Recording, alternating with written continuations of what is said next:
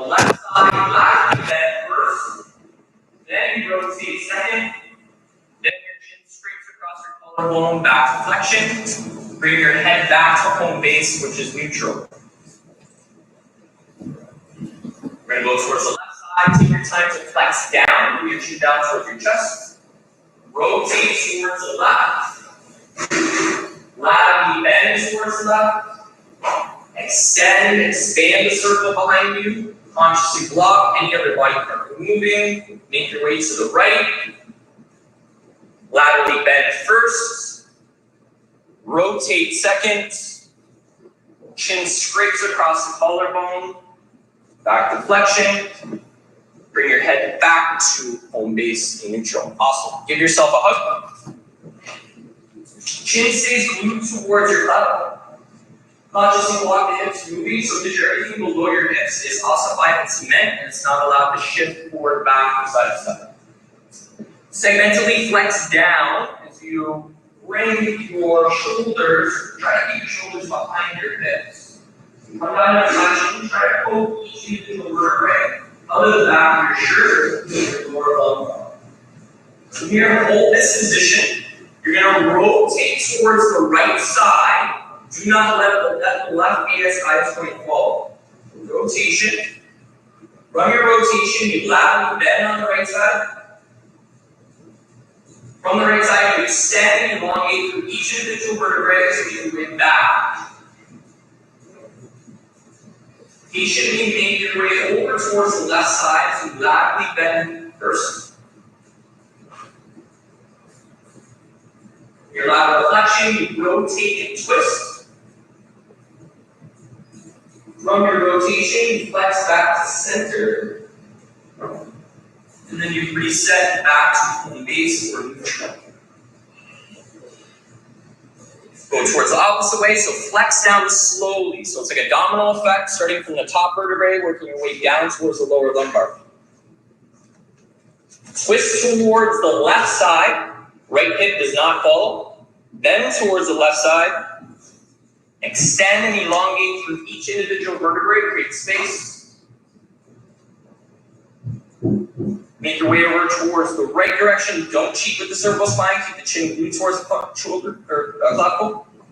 Laterally bend, rotate, flex back to center, reset. We'll go both arms by the side for the scapula. General rule of thumb for the scapula, the hands can slide up when you elevate, and hands can slide down when you press. But when you protract and retract, the elbows stay locked and the hands stay as is. Start off with protraction, so round the shoulder blades forward, but keep the hands as they are. Slide the arms up towards the shoulders, or shoulders up towards the earlobes. Retract the back, consciously block the elbows with bending. Depress down as the hands slide down. Reset. Protract forward. Elevate up. Retract and squeeze back. Depress down. Hold here. Reverse. Retract. Elevate. Protract.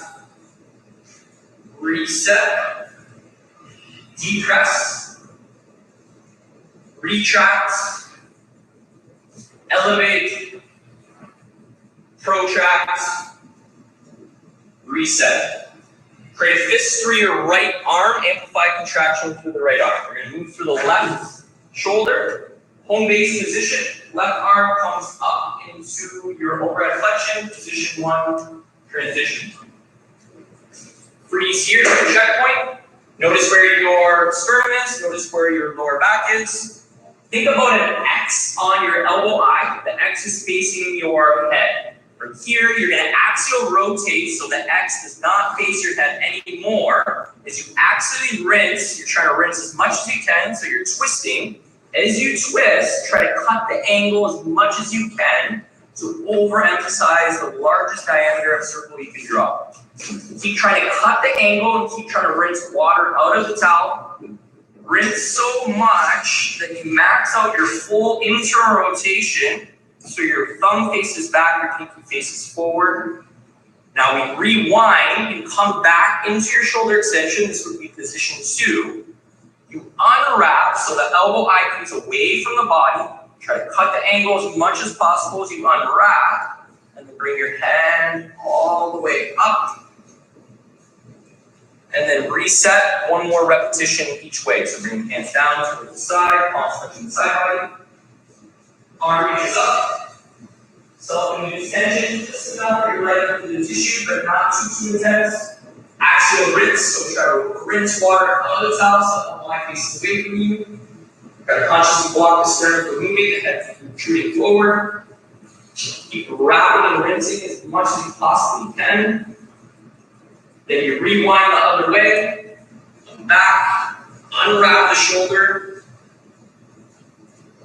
A large circle around, keeping that inner tension that's active through the center of your body. Try to keep that elbow locked. Bring that left hand down towards your side and move through the right arm. Magnify through the right hand to amplify the contraction. Check point, feet further forward apart, center your body is engaged. Right top of the stomach. Arm comes up, position 1, transition 1. Checkpoint, elbow stays locked, body stays as is. Elbow eyes facing you, elbow eye no longer tries to face you. Wrap and rinse, wrap and rinse, wrap and rinse.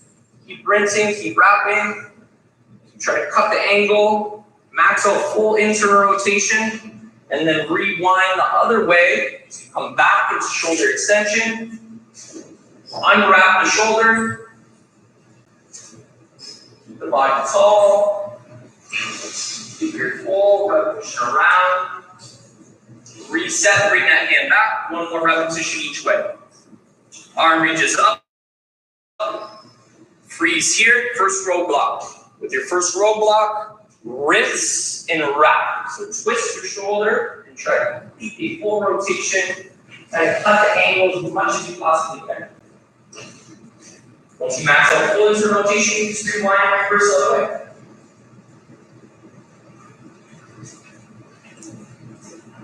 Keep tension. Keep the torso as is. Very good job, guys. Awesome. So, elbow. With your elbow, we'll start off in a karate chop position. So, think about the leg on the palm. The leg's going to shine forward as you pronate. You're going to flex as much as you can so the leg shines outside the shoulder. So, when you come up into flexion, really try to keep the elbows moving towards the ribs. Keep the wrist and elbow as is. The leg is shining outside the shoulder. Now, when the leg is shining outside the shoulder, we're going to pronate, shining the palm down towards the ground as you shift the palms in towards the midline and push the palms down towards the ground as you extend. Reset in your karate chop position. Shine the palm forward as you supinate. Flex. Make your way up towards the shoulder, shining the palm outside the shoulder. Get that ulnar to shift from the leg shining outside to the leg shining towards the midline, and then extend and push the ground away from you. Okay, bilateral with the wrists, a little bit of a brain jam here. So picture you have a leveler balanced on both forearms. The ball of the leveler is trying to stay in the middle of your forearm. So try to not let your forearm deviate internally or externally toward the midline or the lateral part of the body. You're going to add up towards the midline, so your pinkies are going to come towards one another. Then you're going to extend, shine the palms forward.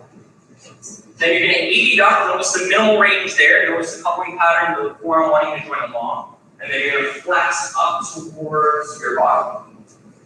Add ducks towards the midline, extend down, 80 ducks away. And then flex up, reverse, 80 ducks, extend, add ducks, flex, one more revolution, add ducks, extend, 80 ducks, and flex. Grab something that you can hold on to, or a partner beside you, or a pillar. We're going to move around the left hip. So your right hand is going to need support.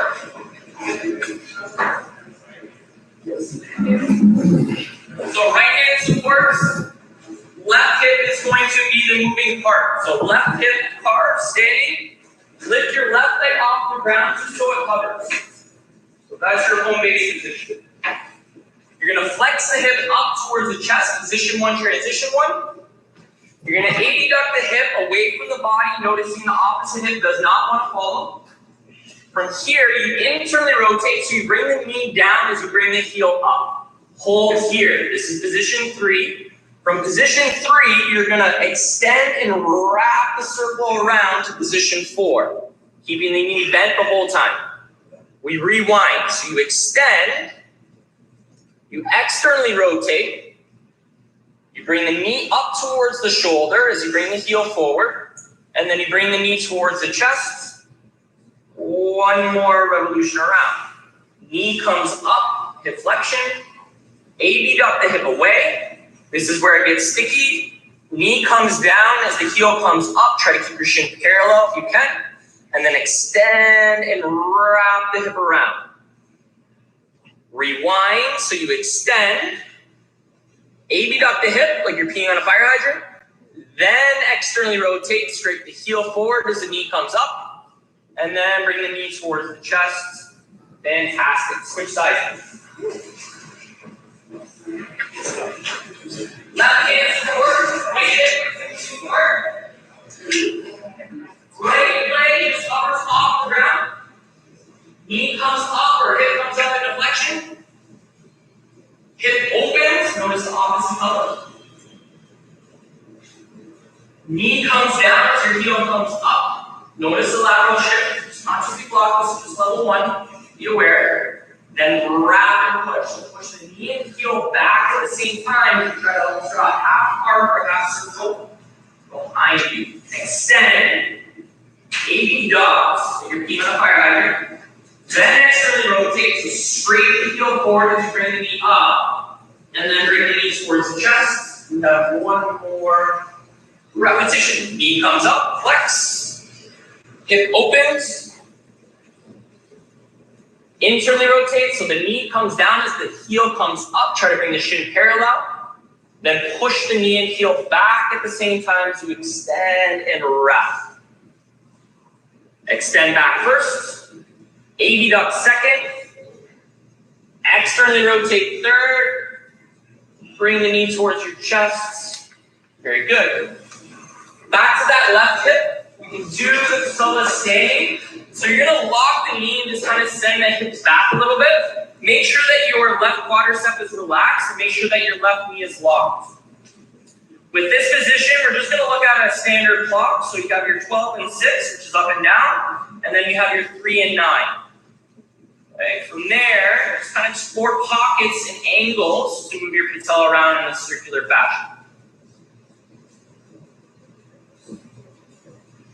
This is not possible if your knee's not locked and your quadricep is contracted. So make sure it's relaxed.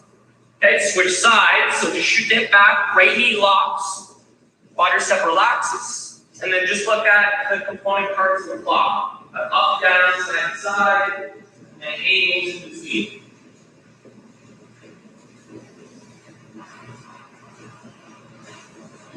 Back to the left knee. Support through the left knee. Have a bird's eye view on the femur, so try to not let the hip move. You're going to externally rotate through the tibia as your blade of the foot. So think about your blade of your foot is your pinky side, the big toe is your inner edge. So when you externally rotate, try to bring the blade of the foot out. It's almost like you're trying to pass a soccer ball with the instep of your foot, but you're not using the hip. Then you internally rotate, you bring the inner edge of the foot in, and then you expose the blade of the foot. And one more time, we're going to hold the external rotation lock, and then you're going to flex. So when you flex, try to scrape the blade of the foot in towards you, and then push the inner edge of the foot forward. Then we switch. Internal rotation, scrape the inner edge of the foot towards you, and then push the blade of the foot away from you. One more time. External rotation, blade of the foot scrapes the ground towards you as you flex. Inner edge of the foot pushes the ground away from you or pushes the floor away from you as you extend. Internally rotate, bring the blade of the, or inner edge of the foot in, scrape the inner edge of the foot towards you, and then push the blade of the foot away from you. We'll switch sides. So start off with your axial rotation just to understand the tilting of the tibia internally and externally. Consciously block the hip from moving. So if you find you're having issues and you're moving through the hip, you can place your left hand on your hip just to give you a little tactile feedback so you don't want to move through the hip. Okay, let's hold external rotation. Scrape the blade of the foot in towards you, flex.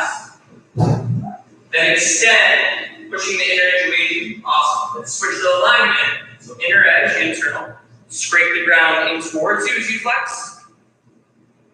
And push the ground away from you as you extend. Last time. External rotation, scrape the blade of the foot towards you. And extend. Internal rotation, pull the ground towards you. And push the ground over. Back to the left ankle, keep the knee locked. Use balance when you need. Home base is somewhat neutral. You're going to plantar flex, then you're going to abduct towards the midline, then you're going to dorsiflex, and then you're going to abduct away from the body, keeping the knee locked the whole time. So plantar flexion first, abduct towards the midline, dorsiflex up, try to get your toes towards your shin, and then abduct away from the body. Plantar flex down, come towards the midline, dorsiflex, really hard, and then abduct away. Reverse, come back into your dorsiflexion, adduct towards the midline, plantar flex away, abduct. Switch legs. Remember, low level tension, just not the left of the tissue. Level 1 bars, consciously blow. Plantar flex, adduct towards the midline, mold that into your dorsiflexion. Really try to get those toes up towards the shin. Abduct away, plantar flex down, reverse from the opposite direction. Overemphasize the size of the circle, find sticky zones and areas that you may want to skip over. Lines of tension, lines of resistance. Use this as an inventory checklist to get to know your body and what needs specific attention. Okay, last but not least, the toes. All toes come up. Try to create as much space in between each individual toe. So just lift all the toes up. Try to spread the toes wide, creating as much space in between each individual toe. Okay, then scrunch the floor like you're trying to pick the ground up with your toes. Lift all the toes up. Just bring your big toe down. Try to keep your 4 toes up. Bring your big toe up. Bring your 4 toes down. Keep your big toe up. Stay here if you found that challenging. One more step. All the toes are up. Play the piano starting from the pinky toe. And then a domino effect to his and her neighbors, his and her neighbors. Keep the big toe up. And if you're really fancy, tap the big toe 5 times.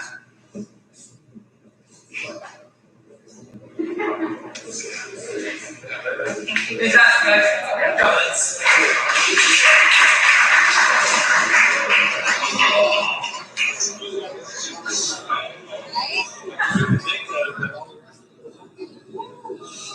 Yeah, I got it. What's up, everybody?